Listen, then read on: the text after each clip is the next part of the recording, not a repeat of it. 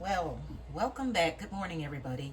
So, this is Digitally Fit and Fabulous. I'm back in the kitchen and I'm about to do a couple of meal prep items that I want to put in my freezer. And so, the first one is going to be a chicken thigh. I'm going to use chicken thighs to make fajitas and put bell pepper and onion in them and get them in a bag. So, I'm going to go ahead and get this sliced up. Get my meat in a bag. I've already labeled my bag for that purpose because again, it's quick, it's easy to have items already ready for you. So all you have to do is pull them out of your freezer and get them in the pan and get them sauteed. And again, I'm using chicken thighs. I already cleaned my chicken thighs, so that's why you're not seeing me do that part. I've already did that, saved you the trouble of having to watch that. But yeah, I'm going to go ahead and I like to kind of take them into strips and then I do kind of chunks so that it's easy to eat. I always like to make it kind of bite-sized so that people don't have to wrestle with their food. They can just go ahead and eat it comfortably. So we'll go ahead and we're getting the chicken sliced up. And if there are smaller thighs, then I won't go back across because no need to. I just go ahead and do what I do with the slicing. So we'll go ahead and just get these into strips. And again, if I find that the strips are super big, then I go back and I cross cut them and cut them down into a little bit of a chunk like consistency because I am big on thighs have better flavor. Breasts are good for certain things, but you don't want your meat to get dried out in cooking. And that's one thing with chicken breasts that can happen is it can get dried out. So we don't want dry meat. We want flavorful food. And again, I'm just getting these cut in strips. And if the strips are too long, I just simply take them back and cut across them so that we don't have super long chunks, that they're manageable for people to bite in and eat. And I'm putting it in my Ziploc bag. And I think this is my last thigh. Yes, it is. And again, this is going to be chicken fajitas. Gonna take some help from the store with the chicken fajita seasoning mix. Of course, I always add in a bit of extra garlic because garlic never hurt anybody and it's good to have and it's good for you. I know a lot of people don't like garlic, but I love garlic pretty much in everything I cook in some way, shape, or form. This one has a little bit of fat left on it, and though fat is flavor, I don't like too much fat left. So we'll go ahead and get this off in the trash. And we'll get my hands cleaned up because again, that was chicken we were handling. I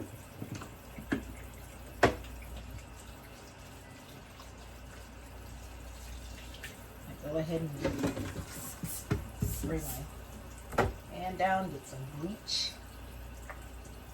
Pull that down a little bit. I'm a firm believer in clean as you go. Do not let your dishes pile up. Because that's one thing that I don't get into is piling up of dishes.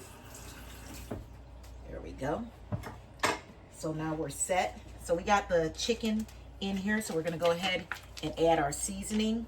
Simply a bit of fajita mix seasoning. Go ahead and get your scissors out. Cut that.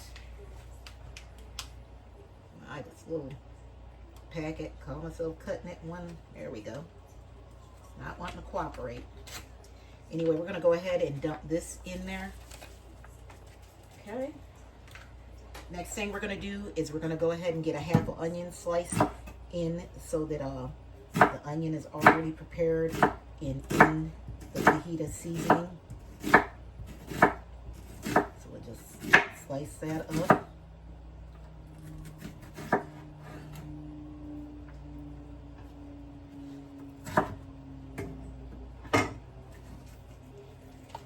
that in the bag.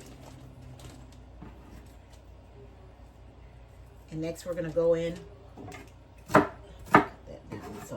go in with some peppers, because we like peppers in ours. So I have these sweet baby peppers. We're just gonna get the tops off of them.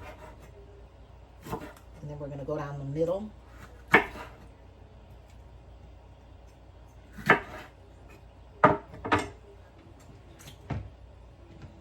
go ahead and get another red and another orange out.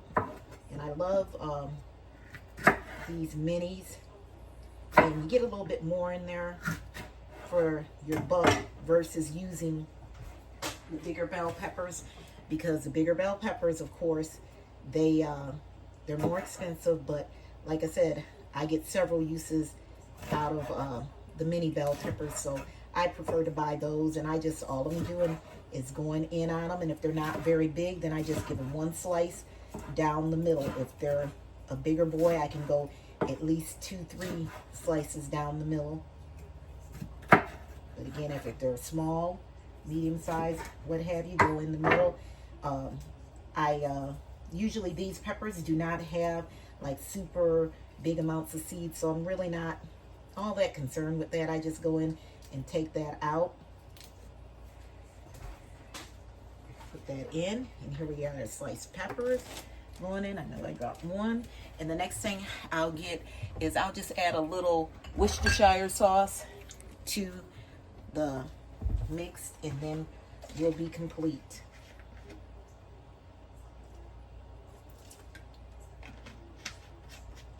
So take it off the bag, and you want to simply lay it on your cutting board or your counter or whatever. We want to get the bag sealed up, getting, again, all the air out of it. Let me put, the date was the only thing I forgot to put on here. So today is 25th, 26th. All right, and so we're just gonna move it around, work that seasoning in.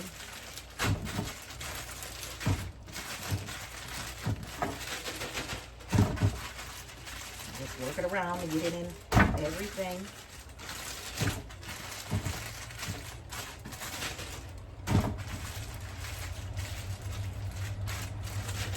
Okay, and there you have your chicken fajita dinner mix. So we're just going to go ahead and get a pan out, and we want to keep this flat because when we add it to the freezer, we want to save space. We don't want to just take up all the freezer space, so I just generally lay it flat and get it in my freezer. I'll set this to the side. The next thing I want to do is going to be some chicken sausage. So I just simply got a pack of chicken, brown chicken. We're going to go ahead and get a bowl out, and we're going to get this mixed up. And these are going to be brown chicken breakfast patties. Go ahead and get that in there.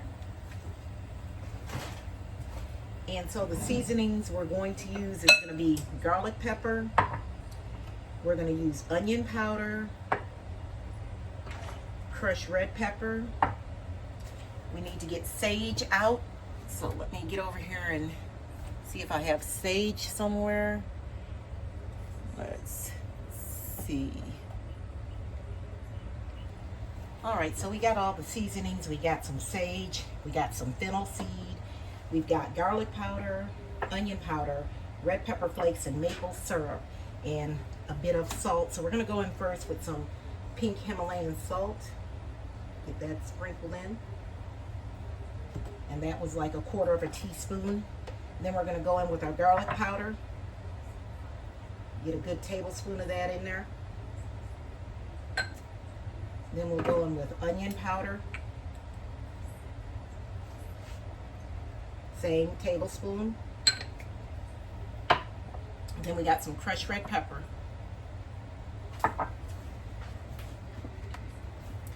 So we've got our sage, our fennel seed, our onion powder, our garlic powder, some crushed red. We're just gonna go on with a little bit of pure maple syrup, not a whole lot. Or if you don't have maple syrup and you're making this, you can use brown sugar. I don't like super sweet, you know, breakfast meat. That's not me, so I don't add a whole lot of that in there. Oh, and I think I forgot to add crushed black pepper, just a couple twirls to your preference in there. And we'll go ahead and get that mixed up. And what we're going to do is kind of cook these off. We're not going to cook them all the way. We're just going to get them pre-cooked. And then when you want to use them, again, these will be in the freezer. But when you want to have them, you can pop them in your air fryer or a regular fryer and get them fried up.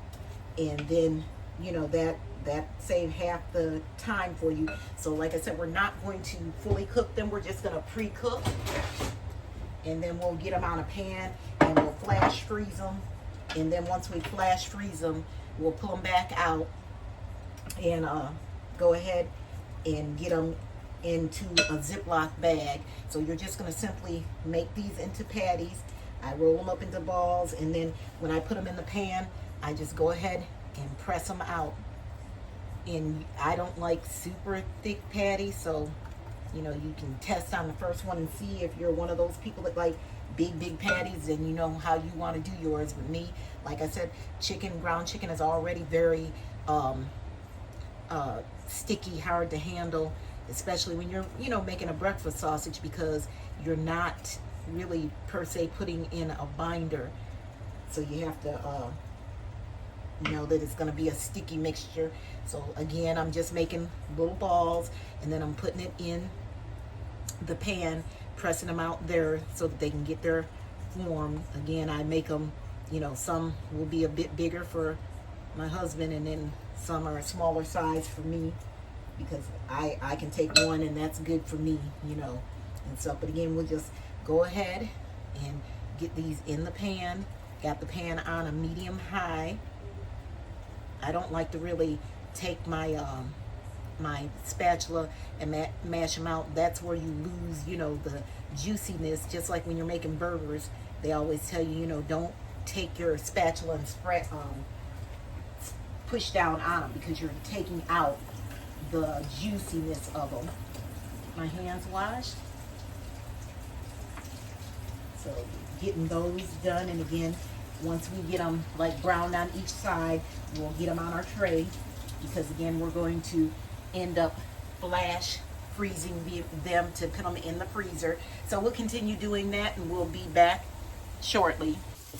So we're back, guys. Just going to give you a look at the sausage. You just want them to brown, so we're going to go ahead, turn the burner off. They're, again, not cooked thoroughly. This is to allow you to go ahead and flash freeze them. And then once they're frozen, you can properly put them in your storage containers or Ziplocs, as I'm going to do.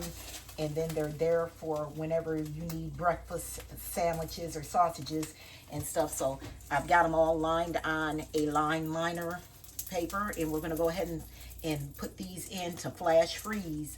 Let them sit over here for about 10 minutes to give them a little cooling time. Then I'm going to set them in the freezer to flash freeze, so that they're ready for us when we need them, and we can just pack them in Ziploc bags or storage containers. It's up to you, whatever you want. Just having a little bit of LaCroix water here and stuff. So I'm going to go ahead and get this cleaned up, and then we're going to come back. I'm either going to begin my recipe on my sourdough discard cookies, or either we'll start bread. All right, guys. So I'm back. Got ahead of myself and realized I didn't have the camera on. So I decided to go with the chocolate chip sourdough discard recipe first. So what I did is get my butter, which was 1 cup of butter. So we had to do brown butter. So slowly brown it, overheat till you see the bubbles. And my wet mixture was 2 egg yolks, vanilla, and the sourdough discard. You want to mix it up really good. Brown sugar and regular white sugar, 1 cup each. Mix it up really good, and I gotta tell you, that just smells so good, the brown butter. And then in this bowl, I have my 2 cups of flour, 2.5 cups of flour, my baking soda, and my baking powder that I whisked together, and salt. So now what we're going to do, since I kind of used the bowls the wrong way, I'm going to slowly add in the brown butter and get it mixed in, start incorporating it with the flour. And then after we get it all incorporated, then we'll end up putting in our chocolate chips. So just mix this up. And then once we get the batter mixed up completely, what will happen is we'll put it in the fridge to chill for at least an hour or so before you bake it off. So then, you know, with that being said, you can kind of move on and do other things while that's chilling. And again, I will probably bake 6 cookies today, and the rest is going to be for the freezer to have on hand, so that when my husband wants cookies, he can just get them and put them in the oven. It doesn't have to be me making a batch of cookies or buying something from the store when, you know, you have it already on hand and you're able to just go ahead and get it out of the freezer and throw it into the oven for the allotted time. And these will bake, once we get them in the oven, 350, 13 minutes for a nice chewy cookie. And then again, you know, that varies on everybody's ovens, because ovens bake differently in, you know, your homes. So you never know, you may have to play with the temp. But, you know, again, like I said, you just watch it and bake. But yeah, these brown butter cookies smell amazing already. Just putting the sugar and all that together with it just smells amazing. All I can say, I'm gonna get this out so I can kind of make sure that all that flour is incorporated into, you know, the mix, because we don't want to not have everything incorporated. We want everything to be mixed up and incorporated well together. So get this in here. I'm just going with the spatula and kind of make sure that we get everything, or rather I should go with this wooden spoon, make sure that everything is mixed up really well. And then we can add our chocolate chips. Yeah, good. All right. So now we can go ahead and move this and get this working in our sink. You know, get some dishwater made.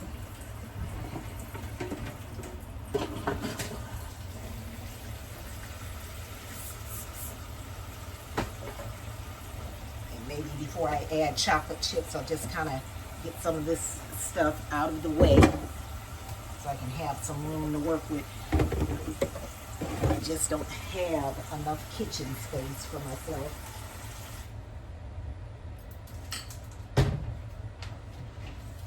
Okay. All right, so we got our morsels here. We're going to go ahead and get this open. I don't like to overdo it with the chocolate chips, so I eyeball it, probably a cup of chocolate chips in here, and get them mixed in and incorporated. And sometimes I'll even, instead of using a spoon, I will get a plastic glove and get in and work with the chocolate chips. And once we get these incorporated, then, like I said, we'll put the mix in the refrigerator and let it sit for an hour to maybe 2 hours. And then we'll come back and we'll spoon it out, because again, I'm flash freezing some of these because they're going in the freezer to have at a later date. And I'll probably bake off a little bit of it. Let me get over here to show you. So there we go. So we're going to go ahead, cover this bowl, and get it in the freezer, and we'll be back. Okay, now that we got our cookie dough in the refrigerator getting chilled, we're going to go into the bread maker with 1.5 cups of water. Then we're going to go in with some starter. So we need a cup of sourdough starter in here. So we'll go ahead and get that poured into our measuring cup so we can know what we got going in. Okay. going in with 1 cup of starter.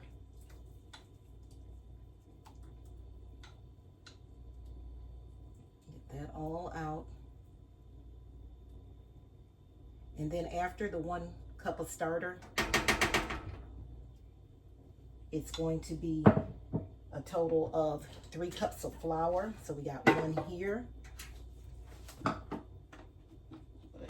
This build up, this will be cup number 2 that I'm getting.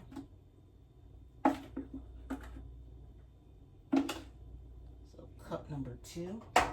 And then I'll go ahead and get out of that for the sake of not wanting to fight to the bottom and stuff. I'll just put this on top and refill this container. There we go. All right, 3rd cup of flour in.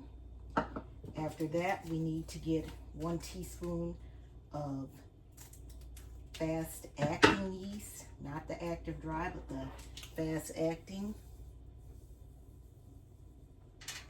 We got that in there.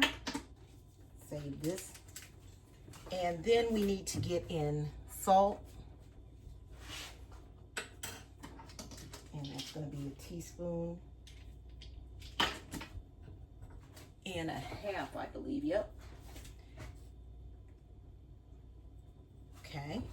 And then the last thing to go in will be our sugar. And I think actually what I want to do is put in honey. So let me get my honey open.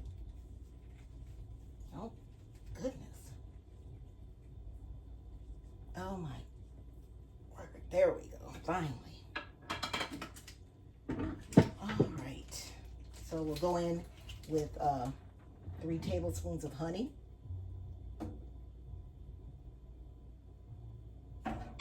1.